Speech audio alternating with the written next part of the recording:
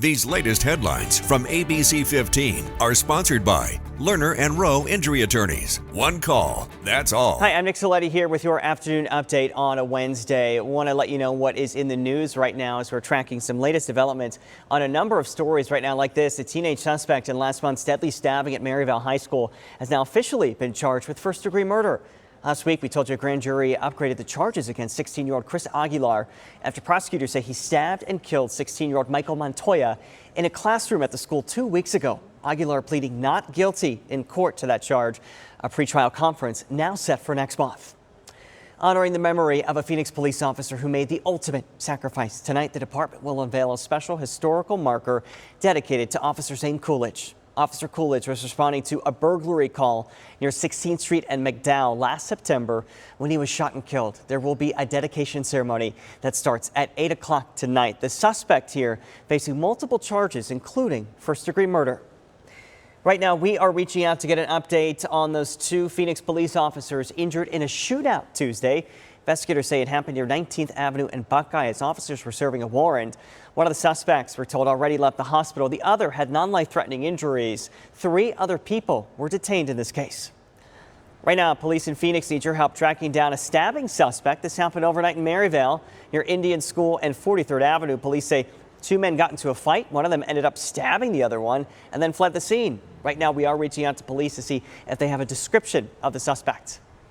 All right, ABC15 Smart Shoppers, if you're looking to make your home more energy efficient, making improvements now could save you thousands down the road. Scripps News Group consumer reporter John Matteries tells us how we can do it and take advantage of these tax incentives now. If you've ever considered adding solar panels on top of your home, or maybe insulating your attic, or you've thought about buying an EV, well, you may want to act soon because all those big tax credits are getting ready to expire. Homeowners have only till the end of the year to take advantage of federal income tax credits on energy-efficient home upgrades. The clock is ticking here at Sustainergy, a clean energy company that specializes in solar panels. We are stocked up and we can get more at this point if need be. And bales of insulation. Crawl space encapsulation is a big thing. Sustainergy CEO Flecker Vera says if you're thinking of installing solar panels, you can claim a 30% deduction on your taxes, making the project very, very financially viable for homeowners. Taxpayers can also save up to $3,200 on energy-efficient improvements. Kimberly Washington with Bankrate suggests hiring a professional who can provide ideas on reducing energy costs in your home. It could be as simple as looking at certain doors and make certain that they meet certain qualifications. But she says save all documents and receipts. If you did make improvements, maybe in the prior year you did not take the credit for it, you can go back and amend the tax return. And if you're in the market for an EV, you have till September 30th to claim a $7,500 federal tax credit. Even if you haven't taken delivery of your vehicle, you still have some time to do so as long as you enter the contract by September 30th. And this is fully electric?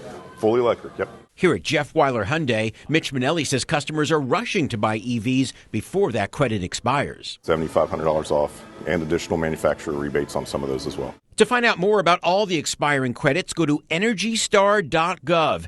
And don't wait so you don't waste your money. John Mattery, Scripps News Group. Okay, so what does the expiring tax credit mean for Arizona? The state's Office of Resiliency saying if you buy an EV, you can get up to $7,500 for new cars and up to $4,000 for used ones. But you have to buy it by the end of the month. Home solar energy upgrades get a 30% tax credit through the end of the year. The credits also cover things like insulation and new windows.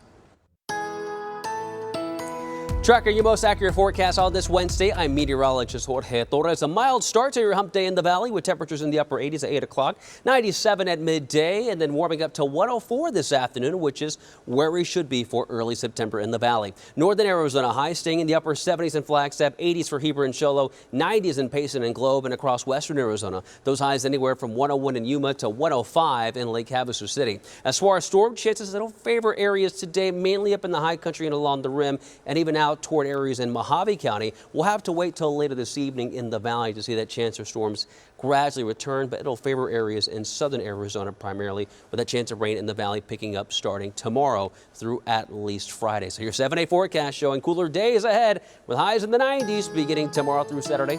In the high country, we'll keep those highs in the 70s all the way through next week, with the best chance for storms on Thursday and again on Friday.